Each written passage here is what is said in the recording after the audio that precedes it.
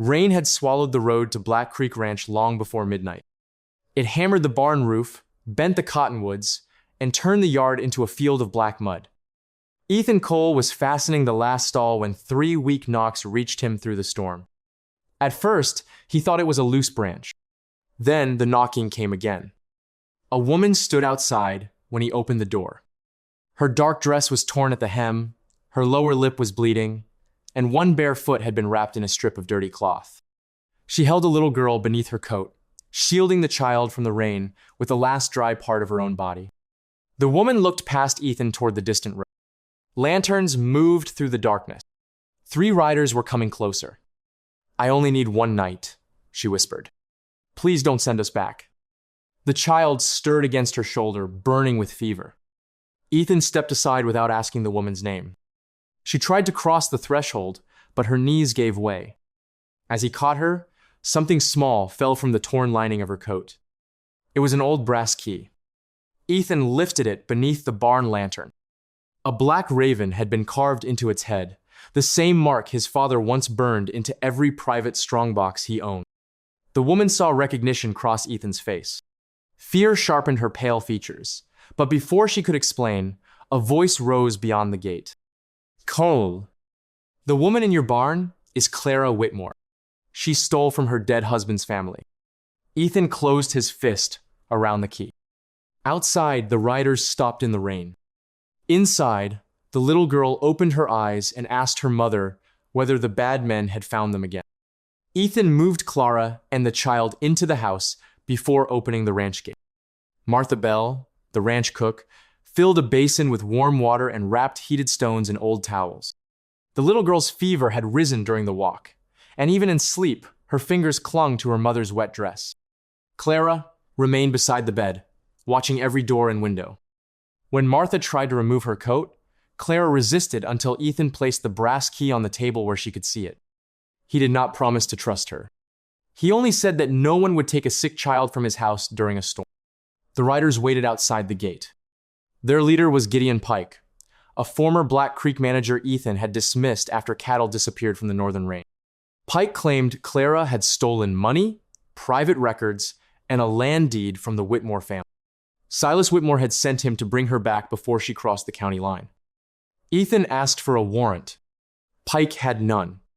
He asked whether the sheriff knew 3 men were hunting a woman and child through the rain. Pike gave no answer. Ethan closed the gate. By dawn, Lily's fever had begun to fall, but Clara had not slept. She sat beside the bed with her old suitcase beneath her chair and finally explained why she had come. Her husband, Samuel Whitmore, had died 6 weeks earlier when his wagon went over a ridge. The sheriff's deputy called it an accident before the body was cold. 2 days later, Samuel was buried. Silas arranged the funeral and summoned Clara to the family house for the reading of the will. According to the document he produced, Samuel had owned no land, cattle, savings, or even the furniture Clara believed they had purchased together. Then Silas opened the family safe and announced that money and a land deed were missing. He did not question the ranch hands or the bookkeeper. He looked directly at Clara. Before sunset, the accusation had crossed town. Women who once sat beside her in church called her greedy. The storekeeper refused her credit. The boarding house owner would not give Lily a room. Silas threw Clara's clothes onto the front steps and warned that the sheriff would take her daughter once she was arrested. Clara did not beg. She gathered Lily's clothing from the mud, packed 1 suitcase, and walked away without giving the watching townspeople the tears they wanted. Most of her $14 went toward medicine and bread. A freight driver agreed to take them west, but when he learned her name, he abandoned Clara and Lily 10 miles from Black Creek. They walked the rest of the way. Ethan listened without interruption. Pain did not prove innocence, but Clara did not speak like someone inventing a defense. She asked for no blind faith. She described each fact with the exhausted care of a woman who had repeated the truth until there was no strength left for anger. When Ethan asked why she had chosen his ranch, Clara opened the suitcase. Beneath Lily's clothes lay a narrow ledger with a scorched leather cover. Several pages had been torn out. Samuel had given it to her the night before he died, along with the coat containing the hidden key. He told her that if he failed to return, she must find Black Creek Ranch and give the key to the son of the man who had once owned it. Samuel never explained what it opened. He only said Ethan Cole might still believe honor mattered more than money. Ethan examined the ledger. His father's name appeared beside old cattle transactions, dates, initials, and unexplained payments. Thomas Cole had died believing Black Creek was secure. 3 months later, the bank produced a mortgage, claiming he had borrowed against nearly the entire ranch. Ethan had spent 4 years paying interest on a debt his father had never mentioned. The ledger might explain that debt.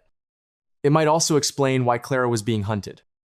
Ethan asked whether she had taken anything from the Whitmore safe. Clara denied stealing money. She admitted entering Samuel's office after the funeral because he had instructed her to search beneath the bottom drawer of his desk. The compartment was empty when she found it. Ethan hesitated. Clara saw it. Without anger, she began packing Lily's clothes. She said she would leave once the child could walk.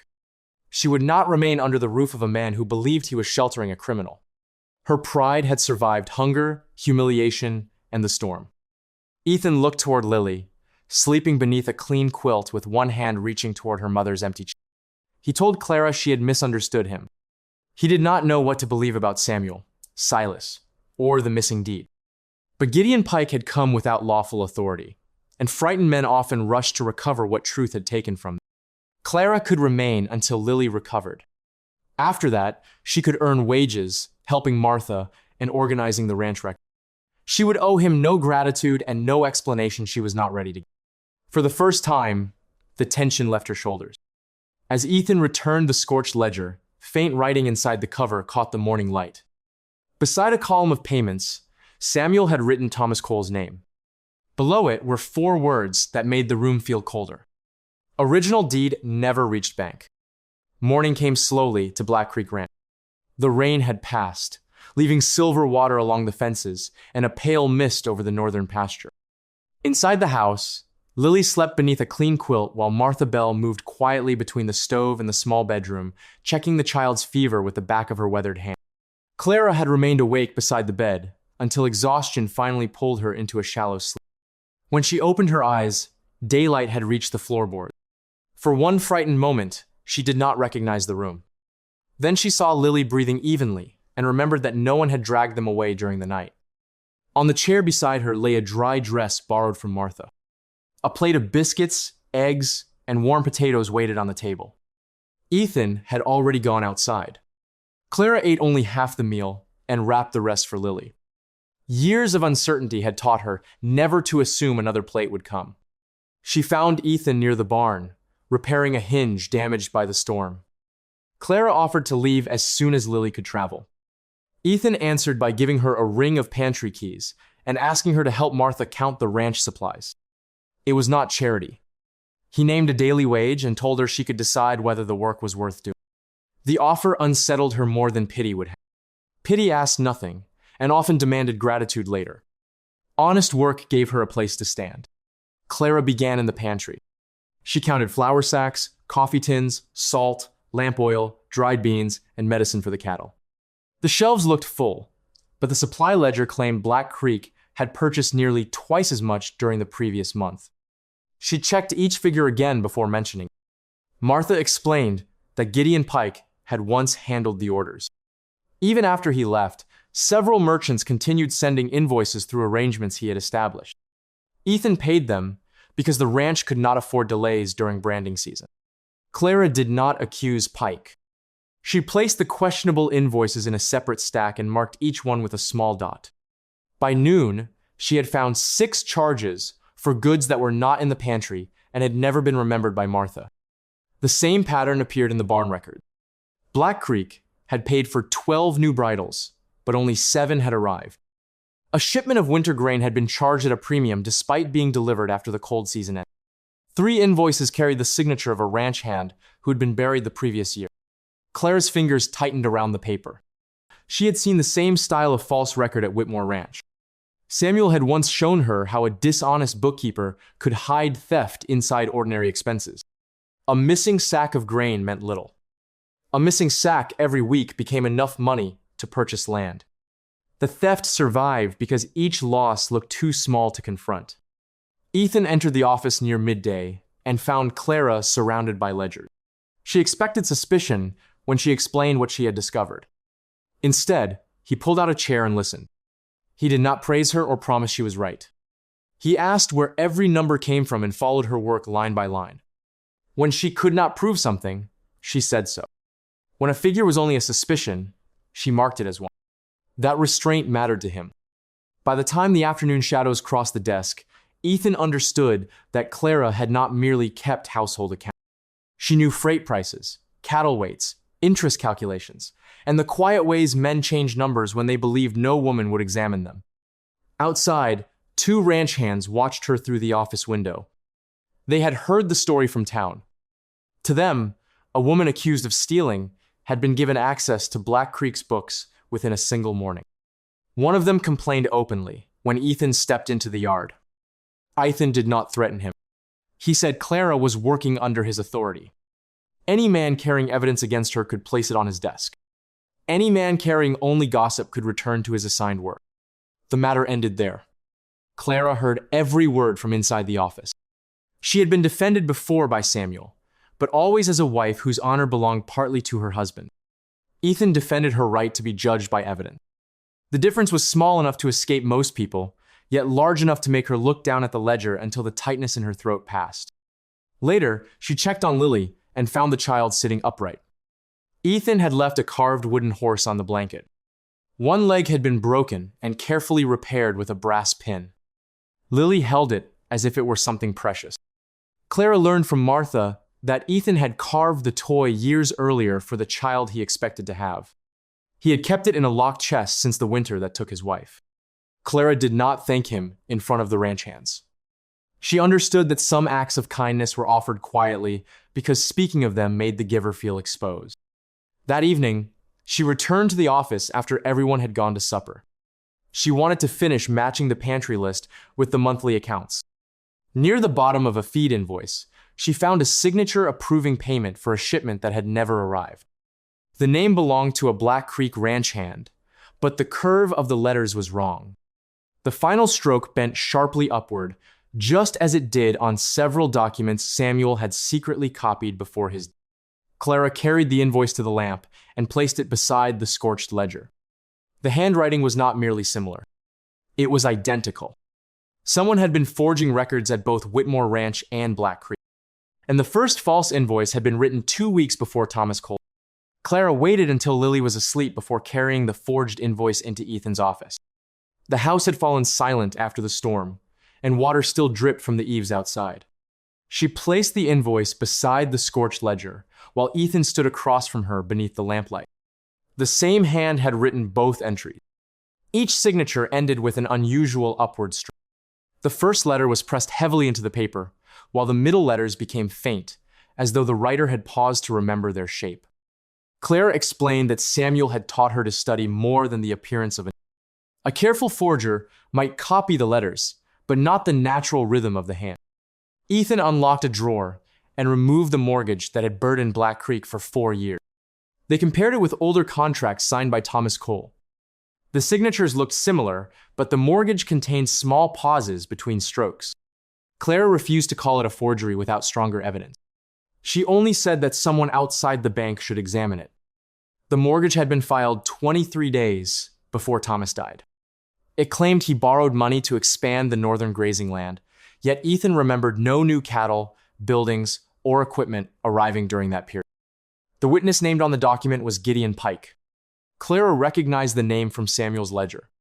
Pike appeared beside several payments made by Silas Whitmore, though none of the entries explained what the money purchased.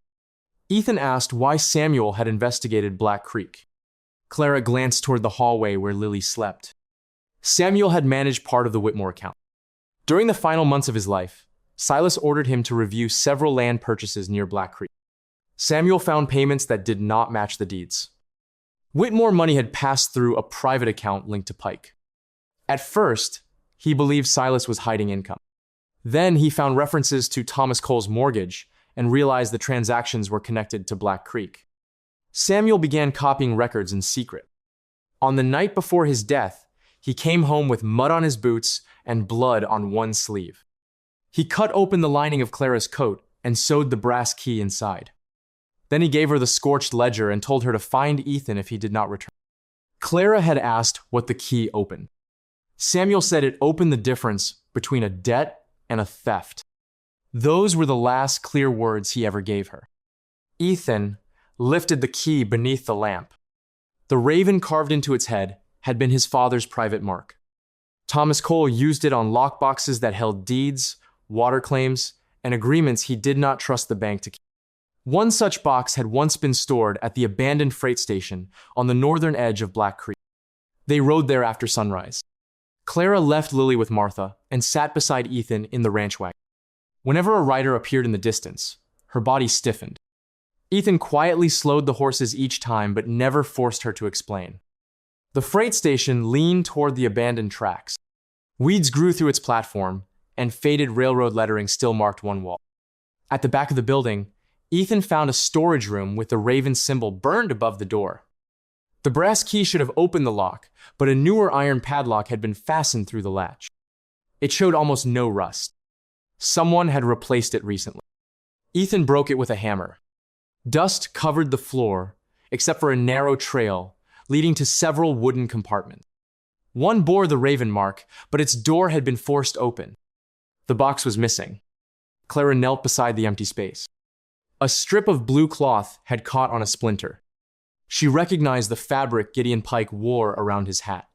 Fresh boot marks crossed the floor, and wagon tracks led away from the rear entrance.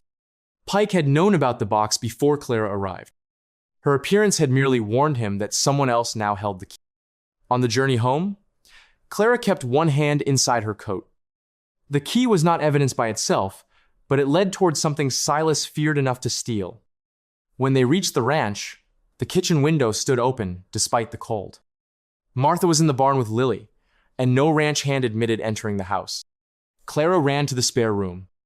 The floorboard beneath the bed had been lifted. Samuel's ledger was gone. For several seconds, she could not move. The one object connecting Silas and Pike to the suspicious payments had vanished while she was searching for Thomas Cole's box. Ethan found mud on the window ledge and the print of a narrow riding boot below it. A ranch hand had noticed a stranger near the south pasture, but the rider disappeared before anyone reached him. Clara blamed herself for bringing danger to Black Creek. Ethan rejected that guilt. The thief knew the ranch, the house, and the hours when the kitchen would be empty. Someone had been watching Black Creek before Clara came. Only the ledger had been taken. That proved the numbers mattered. Clara closed her eyes and began repeating the entries she remembered. Samuel had made her study the book often enough that many pages remained in her mind. Dates, cattle counts, initials, and payment amounts returned one by one. The written evidence was gone. The pattern was not. If you believe Clara is hiding the truth for a reason, share your thoughts in the comments. Would you trust her memory when the only written proof has disappeared? That night, Ethan gave her a clean account book and sat across from her as she reconstructed Samuel's records. Near midnight, Clara stopped at a payment made 3 days before Thomas Cole died. The amount matched a withdrawal from Black Creek. The recipient was marked with only 2 letters. G. P. Gideon Pike. By sunrise, Clara had filled 12 pages of the new account book. She worked from memory, rebuilding dates, payments, cattle counts, and initials from Samuel's missing ledger. Ethan remained across from her through most of the night, bringing coffee when her hands began to shake, and asking only the questions that helped her recover another detail. The reconstructed entries revealed a pattern neither of them could ignore. Gideon Pike appeared whenever Black Creek lost money. A payment left the ranch account. A shipment arrived short. Several cattle vanished from the northern range. Days later, a matching amount entered a private account Samuel had connected to Silas Whitmore. The thefts were small enough to appear accidental when viewed alone. Together, they formed years of deliberate loss. Clara began with the supply record. She compared every invoice against the pantry, barn, and storage shed. Black Creek had paid for grain that never arrived, tools no worker remembered using, and medicine ordered in quantities too large for the herd. Several merchants had charged the ranch twice for the same delivery. Ethan sent two trusted hands into town to request copies of the merchant's records. One storekeeper admitted that Pike had often collected part of the orders himself, claiming he was delivering them to Black Creek. The goods never reached the ranch. Clara then turned to the cattle books. The written count exceeded the actual herd by 47 animals. At first, Ethan assumed the loss had come from disease, strays, or winter exposure. Clara examined the branding records and found that several missing calves had been marked as dead without a date, cause, or witness.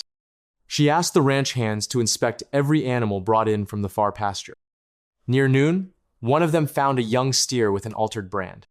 The original Black Creek mark had been burned over, but the skin beneath still carried the old shape. A fresh Whitmore symbol had been placed beside it. Someone had been moving cattle from Ethan's land to Silas's herd. Ethan wanted to ride to Whitmore Ranch immediately. Clara stopped him. A stolen steer proved theft, but it did not yet prove who ordered it. If Ethan confronted Silas too soon, the remaining animals and records could disappear before the sheriff saw them. Ethan's anger did not vanish, but he trusted her judgment. They moved the altered steer into a locked pen and asked 3 ranch hands to write separate statements describing where it had been found. Clara sealed the papers and placed them in different locations, so one theft could not erase every witness. Her caution impressed Ethan more than any dramatic accusation. Clara did not merely discover problems. She built a case. The next morning, she rode with Ethan to inspect the northern pasture. The grass there had remained strangely green, despite weeks without rain. The cattle avoided one shallow depression near the old cottonwoods, where the ground felt softer beneath their hooves. Clara remembered a note from Samuel's ledger about water beneath Black Creek land. The entry had appeared beside a rough map and the initials T. C. Thomas Cole. Ethan said his father once spoke of an older spring that had disappeared before Ethan was born. Most people believed it had dried completely. Clara knelt and pressed her palm against the soil. The surface was warm from the sun, but beneath it, the earth remained cool. She asked the men to dig. At 3 feet, they found damp clay. At 4, water began gathering slowly in the bottom of the hole. It was not yet enough to supply the ranch, but it proved an underground source still existed. Ethan stood beside the shallow pit without speaking. The bank had insisted that the northern acres were nearly worthless, and used that claim to lower Black Creek's value. Silas had been trying to purchase the same land through an agent for months. The water explained why. Clara asked to see every letter offering to buy the northern pasture. All of them came through different names, but the handwriting on 2 envelopes matched the forged invoices. The ranch was not failing by accident. Someone had been weakening it until Ethan became desperate enough to sell the one section they wanted most. Clara prepared a plan. She canceled all unverified supply orders and required every delivery to be counted by 2 people. She created a new cattle register with brand sketches, ages, and pasture locations. She advised Ethan to delay selling the herd until the stolen animals were identified and the water claim examined. She also found that Black Creek was paying a higher freight rate than neighboring ranches because Pike's old contract had never been renegotiated. Within days, the ranch stopped losing money through false deliveries. The changes were practical, quiet, and immediate. Not everyone welcomed them. 2 ranch hands complained that Clara was questioning customs older than she was. One said a woman accused of theft should not be controlling another man's account. Clara did not defend herself. She placed the corrected figures on the table and showed that the new system had saved enough in 1 week to cover a month of Lily's medicine and several days of wages for the entire crew. The men had no answer. That afternoon, a bay mare named Ruby collapsed in the barn. One worker believed the animal had eaten spoiled grain and suggested ending her suffering before the sickness.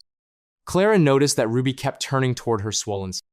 She checked the mare's gums, listened to her breathing, and found a tight length of wire tangled beneath the saddle blanket. It had cut into the skin and caused swelling that made the animal refuse food. Clara cleaned the wound, walked Ruby slowly, and stayed with her until the mare drank. By evening, the horse was standing steadily again. Ethan watched Clara stroke the mare's neck. She never spoke as though she had saved the animal. She simply returned the bloody wire to him and suggested checking every saddle in the barn. Someone had damaged more than the ranch account. The following day, they found two weakened fence posts along the northern boundary. The wood had been cut close to the ground, then covered with mud so it would break under pressure. A frightened herd could have torn through the fence during the next storm and scattered across Whitmore land. Clara's discoveries were no longer separate events. The forged bills, stolen cattle, hidden water, wounded horse, and weakened fence all served the same purpose. Black Creek was being pushed toward ruin. Ethan asked how long she believed it had been happening. Clara looked at the reconstructed ledger and answered with a date.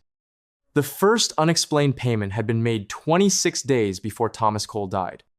The first forged mortgage page had been filed 3 days later. The first cattle loss followed within the same week. Ethan understood then that his father may not have died, leaving behind a debt. He may have died trying to stop one. As the sun lowered behind the pasture, a ranch hand rode hard toward the barn and called for Ethan. He had found another altered steer near the creek. This one carried 2 brands beneath the scarred hide: Black Creek's mark and Samuel Whitmore's private inspection. Samuel had handled that animal shortly before his death. Whatever he had discovered, he had left a message on the living herd. The days after Samuel's mark was found on the altered steer changed the rhythm of Black Creek. Clara still woke before sunrise, but she no longer moved through the house like a guest afraid to leave a trace. She lit the stove, opened the account books, and began each morning with the quiet certainty that there was work waiting for her. A cup of coffee always appeared beside her ledger. Ethan never mentioned placing it there. Some mornings, it was strong enough to wake the dead. On others, too much sugar settled at the bottom because he still did not know how she preferred it. Clara drank every cup without complaint. In return, she repaired the torn lining of his winter coat. The coat had been patched many times before. One row of uneven stitches near the shoulder had been sewn by his late wife. Clara recognized the difference immediately. She strengthened the worn fabric around those stitches but left them untouched. When Ethan saw what she had done, he ran one thumb over the old thread and said nothing. His silence carried more gratitude than words could have held. Lily recovered quickly once she had food, warmth, and uninterrupted sleep. She followed Martha through the kitchen, asked questions about every horse in the barn, and watched the ranch hands from the porch with growing curiosity. The smallest horse at Black Creek was a gentle chestnut mare named Clover. Ethan began bringing her near the house each afternoon. At first, Lily refused to leave the porch. The memory of men pursuing them on horseback had taught her that hooves meant danger. Ethan did not lift her into the saddle or tell her she had nothing to fear. He let her approach in her own time. On the first day, Lily touched Clover's nose. On the second, she brushed the mare's shoulder. By the end of the week, she allowed Ethan to place her in the saddle while Clara walked beside them. Lily's first laugh carried across the pasture. Ethan stopped walking. The sound reached a place in him that had remained closed since the winter storm took his wife and unborn child. For one brief moment, grief crossed his face so clearly that Clara understood without being told. She did not offer comfort that would force him to speak. She simply remained beside him until he could move again. That evening, Ethan repaired the leg of Lily's wooden horse a second time after the child dropped it on the kitchen floor. He worked near the lamp while Lily watched every movement of his hands. Clara sat across the room with the ranch books open, but she read the same number several times. Black Creek was beginning to feel dangerous in a new way. It was becoming a place she might miss. The work between Clara and Ethan grew easier. He no longer reviewed every calculation because he doubted her. He asked questions because her answers helped him understand what had been done to the ranch. She began leaving notes for him about supply deliveries, grazing patterns, and the condition of the northern fence. He began asking her opinion before speaking with merchants or moving cattle. Once, while discussing the ranch's winter expenses, Clara referred to the northern pasture as something they needed to protect. She corrected herself immediately. Ethan pretended not to notice, but the word remained with him for the rest of the day. Their closeness grew through moments too small for anyone else to name. He held doors when her hands were full, without making her feel helpless. She saved the crisp edge of the cornbread because she noticed he always chose it. He placed an extra blanket in Lily's room before the temperature fell. Clara replaced the lamp wick in his office before he could realize it was burning low. Neither asked for gratitude. Neither kept count.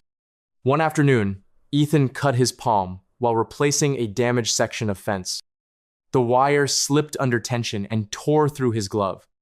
Clara found him at the water pump trying to wash the blood away with one hand. She brought him inside the barn and opened the small medical box. Ethan sat on an overturned bucket while she cleaned the wound. When he shifted suddenly, Clara recoiled. The movement happened before thought. Her shoulders tightened, and her breath stopped as if she expected a blow. Ethan lowered his injured hand and moved back. He did not ask who had taught her to fear a man's movement. He did not reach for her or insist that she calm down. He waited until she chose to step closer again. Clara resumed wrapping his hand. Something changed between them in that silence. He had given her space without turning her fear into shame. She had returned without being persuaded. Later, while rain drummed softly against the barn roof, Clara told him more about Samuel. Their marriage had not begun with romance. Her father died owing money to the Whitmore family, and Samuel offered marriage partly to protect her from Silas's control.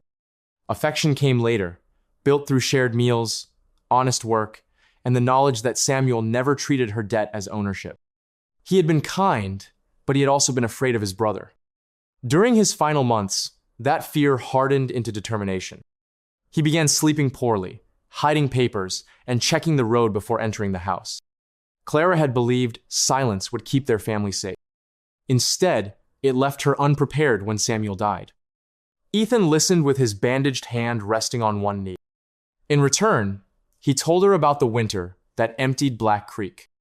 His wife, Anna, went into labor early while a blizzard closed the road to town. Ethan tried to reach the doctor, but his horse broke through river ice. By the time he returned to the ranch, both Anna and the child were gone. For years, he blamed the storm. Then he blamed the distance. Finally, he blamed himself. Clara did not tell him the guilt was foolish. She knew grief could survive every sensible argument. She reminded him instead that a man could fail to stop a tragedy without failing the people he loved. The words stayed with him. After that night, the house changed in ways no ledger could record. Ethan began eating supper at the table instead of carrying his plate to the office. Lily saved him a chair beside her. Martha complained that the kitchen was becoming crowded, but she cooked more food than before. Clara laughed for the first time when Lily covered Ethan's hat with small yellow flowers gathered near the creek. The sound startled Clara almost as much as it did him. For months, every part of her had been shaped around survival. She had forgotten that laughter could arrive without warning and leave no debt behind. Ethan looked at her as though the ranch had become brighter. He looked away before she could see how much it meant. The feeling growing between them remained unnamed. Clara still kept her suitcase beneath the bed. Ethan still spoke of her work as temporary. Neither made promises that fear or circumstance might later break. Yet Lily began waiting for Ethan at the barn each morning. Clara began recognizing the sound of his boots in the hall. Ethan began measuring the day by whether a lamp was still burning in the office when he returned from the pasture. One evening, another storm moved over Black Creek. It was not violent, only steady. Rain covered the roof in a soft, endless rhythm while Clara and Ethan stood inside the barn doorway watching water darken the air. Their shoulders nearly touched. Neither moved closer. Neither moved away. For the first time since Samuel's death, Clara heard horses shifting in the stalls and did not feel the urge to search for an escape. For the first time since losing his family, Ethan stood beside someone in the rain and did not feel alone. Then a ranch hand came running from the house. Lily's bed was empty. The kitchen door stood open. On the child's pillow lay a folded paper bearing the red wax seal of Silas Whitmore. Ethan reached the house before the ranch hand finished speaking. Clara was already inside Lily's room. The bedclothes had been thrown back, the window remained latched, and the kitchen door at the end of the hall stood open to the rain. On the pillow lay a folded paper sealed with dark red wax. Clara broke the seal with shaking fingers. The note contained only a few lines. It claimed Lily had gone willingly with someone who had come to protect her from a criminal mother. Beneath the words was the Whitmore mark. For one terrible moment, Clara could not breathe. Silas had threatened to take Lily before. Now the threat had reached inside Black Creek. Ethan asked the ranch hands to search every building, fence line, and road leading from the house. He did not waste time on anger. He divided the men into pairs, sent one rider toward town, and kept Clara beside him so fear would not pull her into the dark alone. They found Lily near the lower horse pasture. The child stood beside a narrow wagon track, clutching the repaired wooden horse. A stranger had told her Clara had fallen near the creek and needed help. Lily followed until she heard Ethan calling her name. The stranger rode away before the ranch hands reached the field. Clara fell to her knees and pulled Lily against her. The child had not been harmed, but the attempt changed the air around the ranch. Whoever came for her had known the house, the family's habits, and the exact lie that would make a frightened child leave safety. Ethan doubled the watch at the gate. Before noon, 6 riders appeared on the main road. Silas Whitmore led them. He wore a dark coat untouched by mud, as though the weather itself knew better than to stain him. Gideon Pike rode at his right.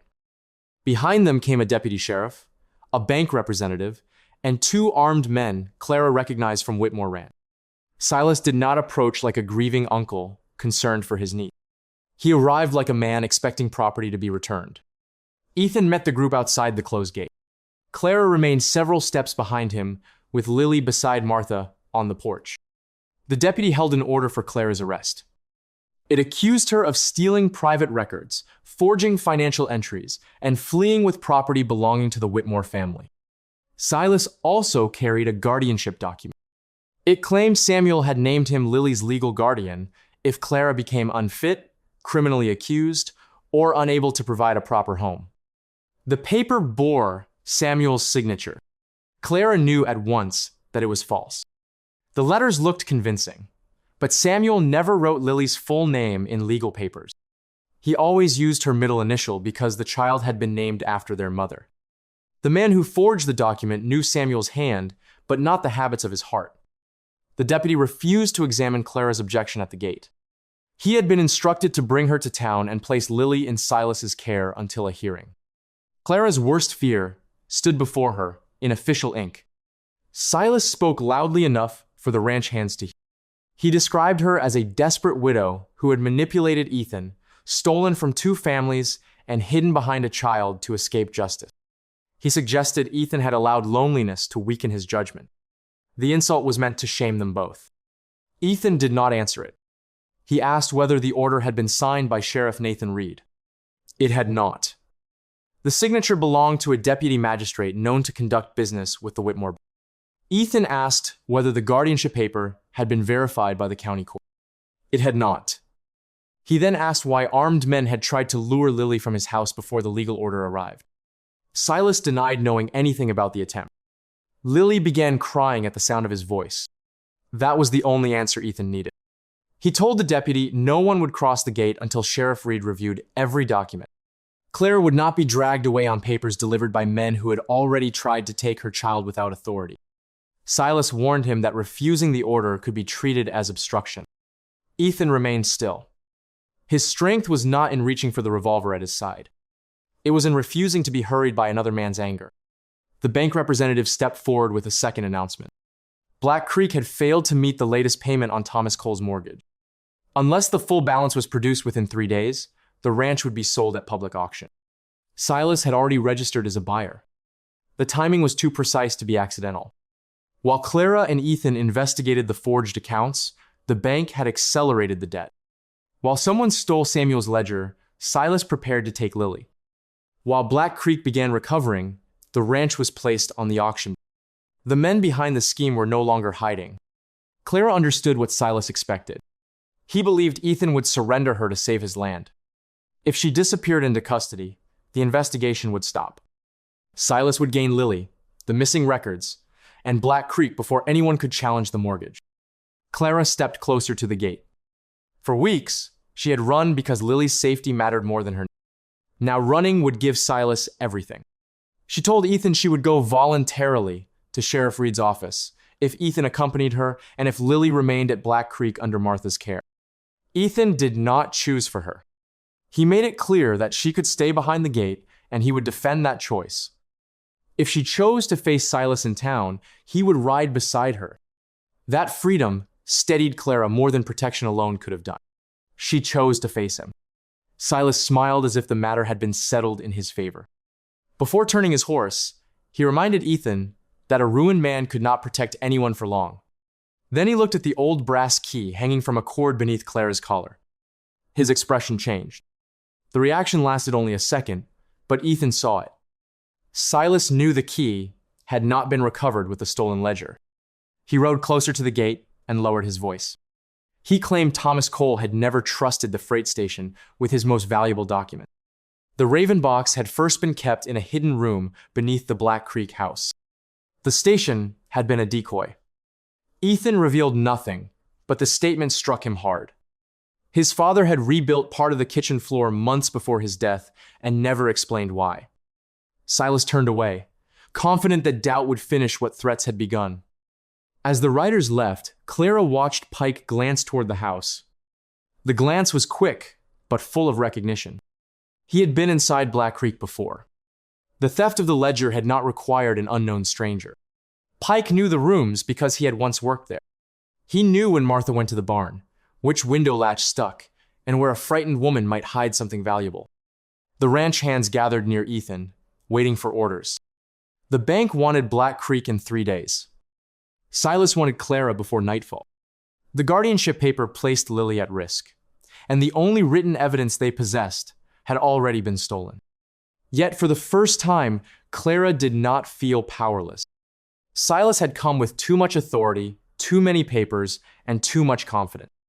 Men who believed they had already won often revealed what patient enemies needed to know. If you were standing at that gate, would you have protected Clara or surrendered her to save the ranch? Share your answer in the comments, and let others know whether Ethan's decision was courage or foolishness. That evening, Ethan pulled the original house plans from a cedar chest in his office. A small square beneath the kitchen had been marked as cold storage, then crossed out in Thomas Cole's hand. Beside it was the same black raven carved into Clara's key. Ethan waited until every lamp in the house had been covered before lifting the kitchen boards. He did not want light spilling through the windows. Silas had left before sunset, but no one believed his men had gone far. Clara held the house plans while Ethan worked a pry bar beneath the floor. The marked section lay beside the old stove, where Thomas Cole had once replaced several boards without explanation. Beneath the timber, Ethan found a narrow stone stair leading underground. The room below smelled of dust, iron, and damp earth. Clara followed with the brass key beneath her coat. Empty shelves lined the walls, and water stains marked the foundation. At the far end, a raven had been carved into a wooden panel. Ethan pushed it aside. A small iron compartment waited behind the wall. The key fit. Samuel had died protecting it. Thomas Cole had hidden it. Silas had sent men through a storm to recover whatever lay inside. Clara turned the lock. The compartment was empty. Only a torn strip of paper remained in the dust. Ethan stared into the hollow space while anger hardened his. Someone had reached the compartment before them. The boards above looked old, but the dust around the iron door had been disturbed. Clara lifted the paper carefully. The handwriting belonged to Samuel. The first line mentioned a freight number. The second contained 3 figures and the words rear car. The final line warned that the original record had been moved after Thomas Cole realized the house was no longer safe. The freight station had not been a decoy. It had been the second hiding place. Behind a nearby shelf, Ethan found the broken half of a wooden raven box. Thomas Cole had first hidden his records beneath the house, then moved them to the station when he began to suspect Pike. Samuel had later found the trail. Before he could recover the evidence, he died. Ethan wanted to search the station immediately, but Clara stopped him. Silas expected panic. Riding into the darkness without witnesses could allow their enemies to remove both the evidence and the people seeking it. They would go to Sheriff Nathan Reed first. Before dawn, Ethan placed 2 trusted ranch hands at the house. Martha kept Lily away from the windows. Clara left the key with her but carried Samuel's torn message inside her sleeve. Sheriff Reed received them before the town awakened. He was a broad, tired man who understood the difference between lawful urgency and manufactured pressure. Ethan placed the arrest order, guardianship paper, forged invoice, and mortgage on his desk. Clara explained every inconsistency without exaggeration. Reed had not signed the arrest order. The guardianship paper named a witness who had died months before Samuel. Thomas Cole's signature on the mortgage did not match his older contracts. Gideon Pike appeared both as a witness and beside suspicious Whitmore payment. Reed would not declare the papers false without examination, but he agreed to delay Clara's arrest. He ordered the deputy who had visited Black Creek to surrender his badge during the investigation. No one would remove Lily without a verified court order. For the first time, Silas's papers lost some of their power. The auction, however, remained scheduled. The bank had followed official procedure, and Reed could not stop the sale without proof that the debt itself was fraudulent. Ethan had less than 2 days. Reed agreed to send a trusted deputy to the freight station. He also advised them to protect every witness connected to the stolen cattle and false deliveries. Back at Black Creek, each ranch hand wrote a separate statement. One copy stayed with Ethan. Another went to Reed. A third was hidden in Martha's flour barrel. The altered steers were moved into separate pens. Clara prepared a list of forged charges, missing supplies, and stolen cattle. She marked what could be proven and what remained suspicion. Ethan did not rush toward Silas. He built a wall of evidence, one piece at a time. That calm frightened Pike more than violence would have. Near sunset, a rider brought news that Pike had offered money to 2 merchants if they withdrew their statement. One accepted, the other refused, and sent word to Ethan. That refusal gave them their first independent witness. Clara studied Samuel's message again. The numbers resembled a freight code, but the final digits also matched page references from his ledger. Samuel often hid locations inside account figures. Placed beside an old railroad map, the numbers pointed to an abandoned rail car behind the station. The page references pointed to a rear storage panel. Before they left, Clara admitted she had expected Ethan to surrender her when the bank threatened his ranch. Ethan said a man could lose land and rebuild. But if he saved it by handing an innocent woman to those hunting her, the ranch would no longer be worth keeping. Clara reached for his hand. It was the first time she touched him without fear or need.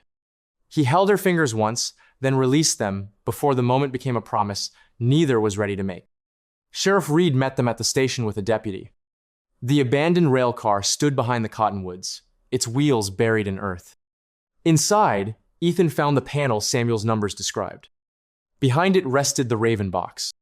The brass key opened the lock. This time, the box was not empty. Inside lay a sealed letter from Thomas Cole, a map of Black Creek's northern land, and a folded document bearing one sentence across the top. The original deed is not in the bank. Below it, Thomas Cole had written one final clue. Look where Black Creek lives when the sky gives no rain. The words in Thomas Cole's letter followed Clara back to Black Creek. Look where Black Creek lives when the sky gives no rain. She repeated the sentence throughout the ride, testing every possible meaning. It could refer to the creek itself, the northern pasture, the damp soil beneath the cottonwoods, or the spring Thomas had once believed was lost. Ethan carried the raven box into his office, while Sheriff Reed sealed the letter, map, and folded document as evidence. The map showed a thin blue line running beneath the northern section of the ranch.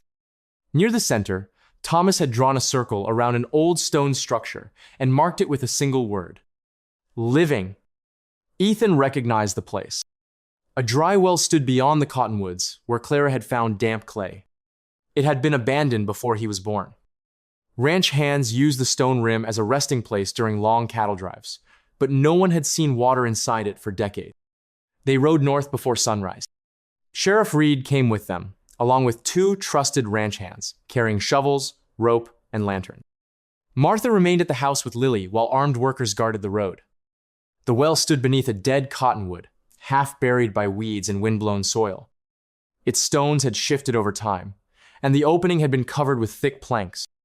Ethan removed the boards. The shaft below was dry, but cool air rose from the darkness. Clara studied Thomas's map. The blue water line did not pass directly beneath the center of the well. It curved along the eastern wall. She asked the men to dig beside the stones rather than inside the shaft. At first, they found only roots and packed earth. Then one shovel struck metal. Beneath 2 feet of soil lay an iron pipe sealed at both ends with waxed leather. Thomas had hidden it where water once flowed, trusting the wet clay to protect it from fire and curious hands. Ethan lifted the pipe onto the grass. The leather covering was stained but unbroken. Sheriff Reed cut the ties while Clara held her breath. Inside were 5 rolled documents, a smaller account book, and a letter addressed to Ethan in Thomas Cole's hand. The first document was the original deed to Black Creek Ranch. The second was a release showing that Thomas had repaid the only legitimate loan attached to the Eastern Agency. The payment had been accepted and recorded nearly 6 months before his death. The third was a certified map of Black Creek's water rights. It proved that the underground spring belonged to Ethan's land and that the rights could not be transferred through the mortgage the bank was using. The fourth document was a copy of an agreement between Gideon Pike and a private cattle buyer. It listed animals taken from Black Creek and sold under altered brands. The fifth carried Silas Whitmore's signature. In exchange for a share of Black Creek's northern pasture, Silas had agreed to cover Pike's debts and pay a bank clerk to replace pages in Thomas Cole's mortgage file. The smaller account book contained dates, amounts, initials, and names. Every figure Clara remembered from Samuel's stolen ledger appeared again, but Thomas had recorded the other side of each transaction. One book showed money leaving Whitmore accounts. The other showed where it went. Together, they formed a complete chain. Clara sat on the ground with the papers spread across a clean blanket. The morning wind lifted the edge of Thomas's letter as she read. Thomas had suspected Pike after cattle began disappearing. He first believed the man was stealing alone. Then he discovered Silas had been purchasing Black Creek animals through false buyers while quietly trying to acquire the northern land. Thomas confronted the bank about altered records. The clerk warned Pike.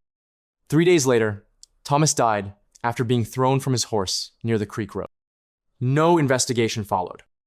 Before his death, Thomas asked Samuel Whitmore to examine the payments because Samuel understood Silas's books and had already questioned several land purchases. Samuel confirmed the scheme. He copied Whitmore's accounts, recovered the brass key, and planned to bring the evidence to Sheriff Reed. He never reached town. Clara held the page so tightly that her fingers trembled. Samuel's wagon had not gone over the ridge by accident. Thomas's letter did not name the person who tampered with it, but the smaller account book showed Pike receiving a large payment from Silas 2 days before Samuel died. The amount was listed as road repair. No road had been repaired. Ethan watched Clara absorb the truth. Samuel had not left her ignorant because he doubted her. He had hidden the full danger because he knew Silas would use Lily against her. Clara had spent 6 weeks wondering whether her husband's last instructions were the confused fears of a dying man. Now every warning had meaning. The scorched ledger, the coat lining, the brass key, the name Black Creek. Samuel had built a path to the truth, one piece at a time, trusting Clara to follow it if he could not survive. Sheriff Reed examined the documents and said they were strong enough to stop the auction if the county clerk verified the seal. But Silas still held one advantage. The auction was scheduled for the next morning. The bank clerk involved in the fraud controlled access to the county copies. If he delayed verification, Black Creek could be sold before the challenge was formally entered. Clara refused to let the papers disappear into another office. She asked Reed to copy every document in front of witnesses. The original deed remained in his custody. Ethan received 1 copy. Clara kept another. A third went to the county judge by trusted writer. She then reconstructed Samuel's account beside Thomas's smaller book. Payment by payment, the fraud became visible. Pike received money before each altered cattle count. The bank clerk was paid before every changed mortgage payment. A false freight charge appeared whenever stolen animals were moved. Silas's private account paid them both. Clara also found the transaction that explained why the stolen ledger mattered so much. 1 week before Samuel died, he had transferred a single dollar into the account used by Pike. It was not a payment. It was a marker. Samuel had placed his own initials beside the transaction so anyone comparing both books would know he had found the hidden account. Silas had called Clara a thief because he needed the town to distrust the one person who could explain Samuel's work. He had not pursued her for money, He had pursued her because she understood the numbers. For the first time since arriving at Black Creek, Clara felt the balance of power change. She no longer needed Silas to admit what he had done. She no longer needed the town to trust her grief. She had the deed, the water claim, the account books, the forged mortgage, the altered cattle, and witnesses who had seen Pike attempt to buy their silence. The truth no longer depended on one frightened widow's word. It had become a record. Ethan read the final page of his father's letter alone. Thomas apologized for leaving his son a burden disguised as debt. He admitted that pride had kept him from sharing his suspicions sooner. He asked Ethan not to protect Black Creek at the cost of becoming hard or unjust. Land could be lost and recovered. A man's name was harder to rebuild once he traded honor for fear. Ethan folded the letter and looked toward Clara. His father had written those words for him years before she appeared at the barn, yet they seemed to explain every choice that had brought them to this moment. Clara had feared Ethan would surrender her to save his ranch. Instead, protecting her had led him to the evidence that could save it. By afternoon, Sheriff Reed had enough proof to issue warrants for Pike and the bank clerk.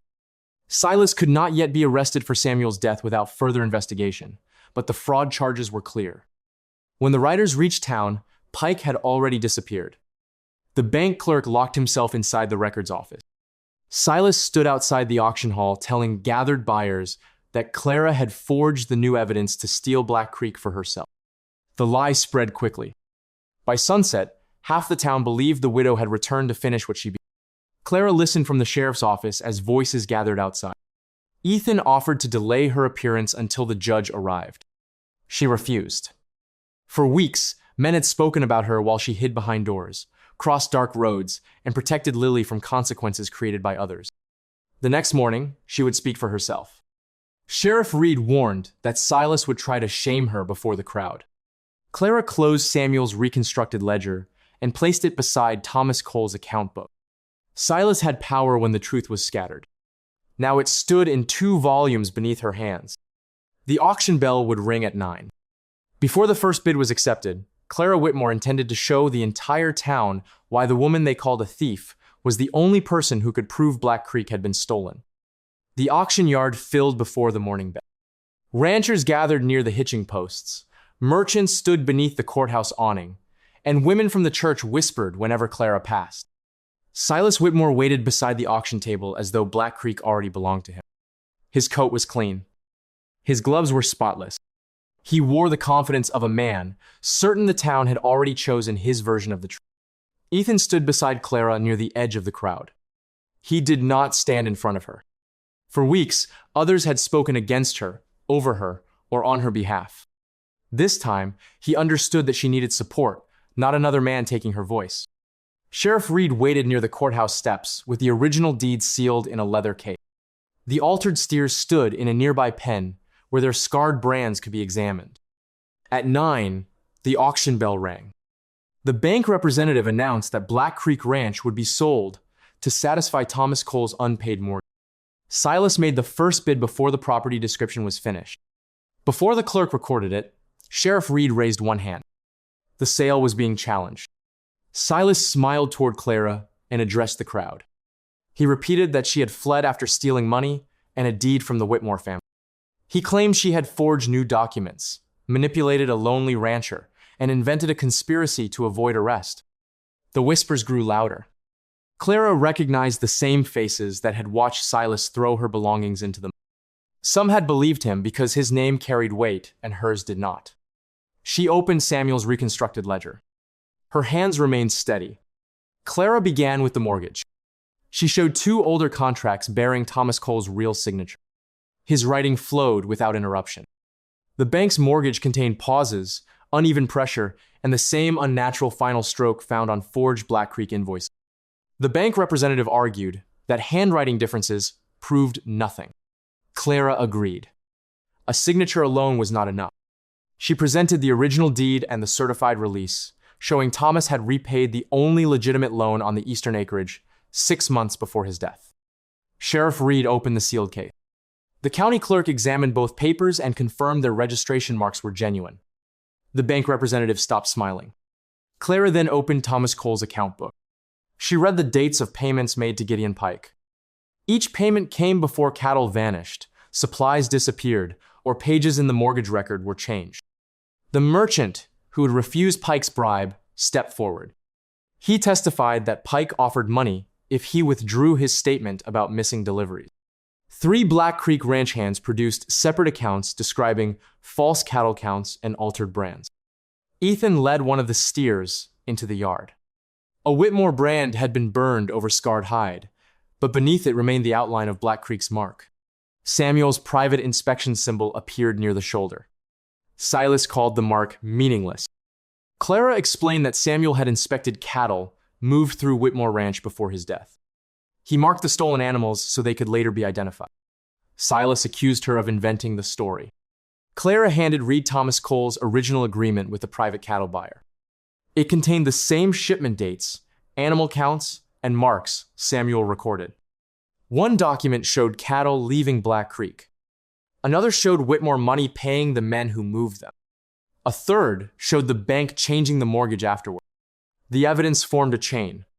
Clara next presented the guardianship paper Silas had used to claim Lily. Samuel's signature had been copied, but the listed witness had died months before the document was supposedly signed. The county clerk confirmed no legal guardianship had ever been filed. Silas tried to interrupt. Sheriff Reed ordered him to remain silent. For the first time, the town watched Silas obey someone he could not purchase. Clara then unfolded the map of Black Creek's water rights. The underground spring beneath the northern pasture legally belonged to Ethan's ranch.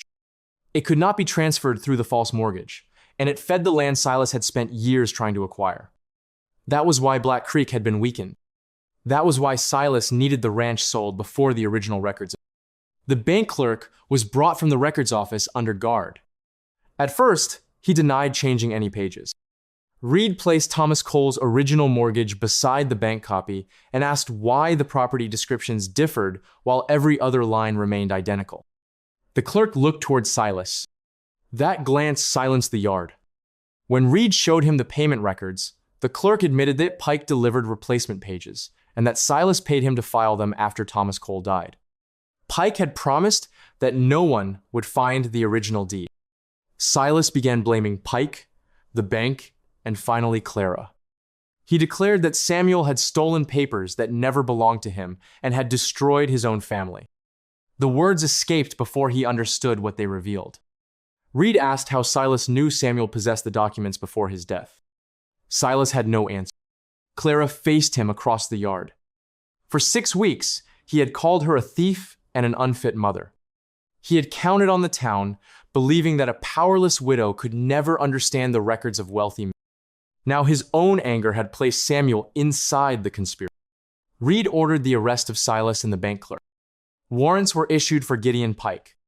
The charges included fraud, forged records, cattle theft, witness intimidation, and the illegal attempt to take Lily. The investigation into Thomas Cole's and Samuel's deaths would continue. Silas warned the town that many businesses depended on Whitmore money. No one stepped forward. The auction was canceled. The false mortgage was suspended. Black Creek remained Ethan's. Sheriff Reed then announced publicly that no evidence supported the accusation that Clara had stolen money. The records showed she had preserved evidence of a crime and had been hunted because she knew how to explain it. The townspeople who once whispered now stood in silence. A churchwoman tried to apologize. Clara stopped her gently. She did not need regret offered only after powerful men had fallen. She asked for Samuel's name to be cleared and his death investigated without favor. Reed gave his word. Clara did not smile when Silas was led away. Justice could not return Samuel or erase Lily's nightmare, but it ended the lie that had kept them powerless. The truth had arrived through records, witnesses, patience, and the work of a woman no one believed capable of understanding anything. If this moment of justice moved you, share the story with someone who believes truth deserves a voice. Save the video and subscribe for more stories where courage and patience bring hidden wrongs into. The crowd slowly dispersed. Ethan remained beside Clara until the last auction notice was removed. Black Creek was safe. Lily was safe. Clara's name had been restored.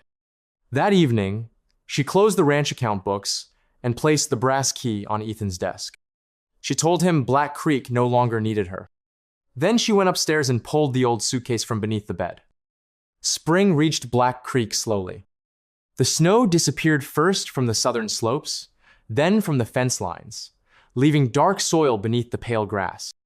Water returned to the old creek bed, and the northern spring began feeding a new trough built from stone and cedar. For the first time in years, the ranch no longer looked as though it were waiting to be taken. The investigation into Silas Whitmore continued in town. Gideon Pike was captured near the county border with forged bank papers hidden beneath his saddle. The missing ledger was recovered from a locked trunk in his room, and its pages confirmed every entry Clara had rebuilt from memory. Samuel's name was formally cleared. The county recognized Clara as the lawful heir to the small savings and property he had kept outside the Whitmore estate. It was not a fortune, but it was enough for her and Lily to begin again anywhere they chose. That knowledge brought Clara relief. It also gave her a decision she had delayed too long. She packed the old suitcase on a quiet morning while Lily sat on the bed holding the wooden horse Ethan had repaired. The clothes inside were clean now. Lily owned 2 new dresses. Clara's coat had been mended, and there was no mud on the hem of her skirt. They no longer looked like the woman and child who had arrived in the storm. Yet the suitcase remained the same. Its worn leather seemed to hold every road Clara had crossed, every room she had been told to leave, and every night she had slept with one hand on Lily for fear someone might take her. She closed the lid but did not fasten it. Downstairs, Ethan waited in the office. He had prepared Clara's final wages, a letter describing the work she had done for Black Creek, and copies of the records proving her role in saving the ranch. He also gave her a portion of the recovered cattle money because her evidence had made their return possible. He did not ask her to stay. That hurt more than she expected. Then she understood. Ethan would not turn kindness into a debt. He would not use Lily's attachment, Clara's work, or the safety of Black Creek to bind her to him. He wanted her decision to belong entirely to her. Clara accepted the money and document. Ethan told her that no one could ever call her helpless again. She had a name restored by truth, work that proved her worth, and enough money to choose her own direction. The freedom in those words frightened her. For most of her life, choices had been made around her. Her father's debts had shaped her marriage. Silas's accusations had driven her from town. Fear had carried her to Black Creek. Now nothing forced her to remain. A wagon was expected after noon to take Clara and Lily toward a settlement farther west. Before it arrived, Lily went to the barn to say goodbye to Clover. Ethan found her brushing the small mare with slow, careful strokes. Lily asked whether Clover would remember her. Ethan assured her that some horses remembered gentleness longer than people. The child looked toward the house and asked whether she would ever be allowed to visit. Ethan knelt beside her. He said Black Creek's gate would always open for her. Lily wrapped both arms around his neck. He held her carefully, but the grief in his face was impossible to hide. Clara watched from the barn doorway. She had seen Ethan face armed men without stepping back. She had watched him challenge forged orders, risk his ranch, and stand beside her before an angry town. Yet saying goodbye to one small child seemed to cost him more than any. Clara returned to the house and looked at the closed suitcase. She thought about the places she could go. In every imagined town, she saw another rented room, another storekeeper studying her name, another table where she and Lily would eat alone. Then she imagined Black Creek without them. The kitchen would become quiet again. The carved horse would return to a chest. Ethan would eat supper in his office, and the lamp beside Clara's ledger would no longer burn after sunset. She realized she was not afraid of leaving because she had nowhere else to go. She was afraid because this was the first place she wanted to stay. The wagon arrived shortly after noon. Ethan carried the suitcase to the porch and placed it beside Clara. Lily stood near Clover with tears on her face. Martha remained inside the kitchen, loudly arranging pans so no one would see her crying. Ethan looked across the yard instead of at Clara. He told her that Black Creek had given her shelter when she needed it, but shelter was not a promise. She deserved to choose a life that did not begin with fear or obligation. Then he finally faced her. He said he would never ask her to stay because she needed protection. He would ask only if Black Creek had become something she wanted to call home. Clara looked at the ranch. She saw the barn where Ethan had opened the door during the storm. She saw the northern pasture Samuel and Thomas had tried to protect. She saw Lily beside the mare, no longer afraid of hoofbeats. Most of all, she saw a man who had never demanded her gratitude, silence, or obedience. Clara stepped away from the wagon. She told Ethan that Black Creek had become home long before the auction. It became home the first time he offered her work instead of pity. It became home when Lily laughed in the pasture, when he trusted Clara with the ranch books, and when he stood beside her without speaking for her. The driver lifted the suitcase from the wagon and returned it to the porch. Lily ran across the yard. She stopped before Ethan and asked whether she might call him Pa someday. Ethan's eyes closed for a moment. When he opened them, he told her she could use the name whenever it felt true in her heart. Lily did not wait. She called him Pa then and there. The word crossed the yard softly, but it changed everything. Ethan asked Clara to walk with him toward the northern creek. There, beside the water that had saved Black Creek, he offered no grand speech. He asked whether she would build a life with him as his equal, not as a woman he had rescued. Clara accepted. Months later, they married in the small church where the town had once whispered about her. The ceremony was simple. Martha cried openly. Lily carried yellow flowers, and Sheriff Reed stood as witness. Clara invested part of Samuel's inheritance into Black Creek. Ethan placed her name beside his on the new deed. She did not become part of the ranch because she married its owner. She became an owner because she had helped save it. Years later, the brass key remained in a frame above Clara's desk. Beneath it rested the first clean ledger she had filled at Black Creek. Whenever storms crossed the pasture, Lily no longer hid from the sound of horses. She ran to the porch, where Ethan stood beside Clara, watching rain darken the road. Once, Clara had come to that road asking for one night. She had believed safety was the greatest gift anyone could offer. Black Creek gave her more. It gave her dignity without conditions, love without ownership, and a family built not from rescue, but from choice. It became home the night Ethan opened the door. It became hers the day he trusted her to stay. Trusted her to stay. Trusted her to stay. Trusted her to stay. Trusted her to stay. Trusted her to stay. Trusted her to stay. Trusted her to stay.